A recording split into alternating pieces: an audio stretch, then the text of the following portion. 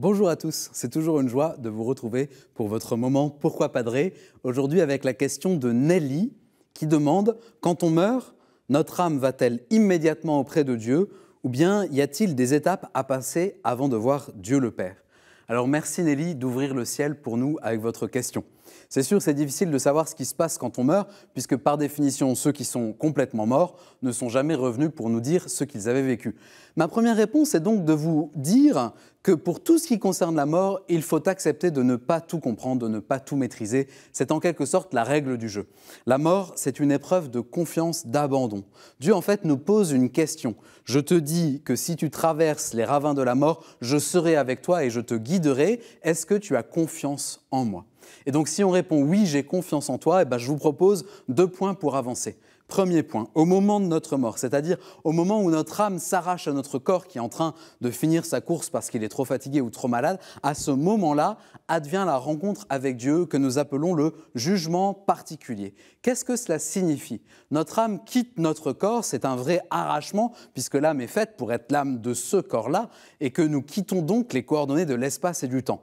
Et Dieu alors nous introduit en sa présence. À ce moment-là, notre vie dans toute sa vérité est présentée à la lumière de Dieu. Sommes-nous pour Dieu ou contre Dieu ? Avons-nous construit notre vie en cohérence avec l'amour et la présence de Dieu ou sommes-nous devenus ses ennemis en construisant notre vie selon nos intérêts, contre lui, en n'aimant que pour être aimé, en manipulant les autres pour arriver à nos fins ? Voilà ce qui advient au moment de notre mort. C'est un grand moment de vérité. C'est une rencontre déterminante pour nous. La rencontre de notre vie, avec ses limites, ses vulnérabilités, ses erreurs, ses fautes, avec l'immense bonté et le très grand amour de Dieu. Une rencontre que nous désirons tous, bien évidemment, mais une rencontre aussi qui nous fait peur parce que la vérité est tranchante, comme un glaive, et qu'il faudra que nous nous abandonnions à cette vérité pour lui faire confiance, pour la laisser nous visiter.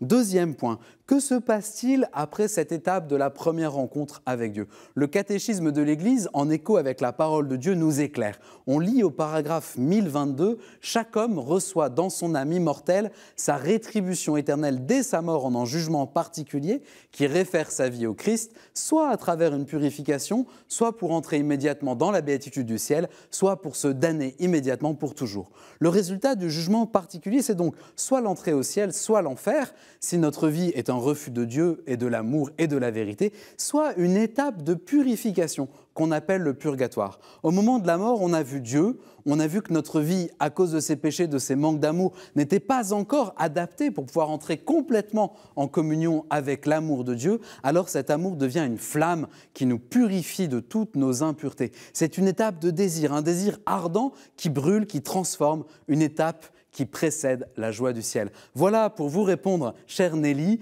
Merci pour cette question. Merci pour toutes vos questions que vous nous envoyez par email à l'adresse pourquoipadré@ktotv.com ou sur les réseaux sociaux avec le hashtag pourquoipadré. Et puis retrouvez cette vidéo, toutes nos vidéos sur ktotv.com. Bonne journée à tous.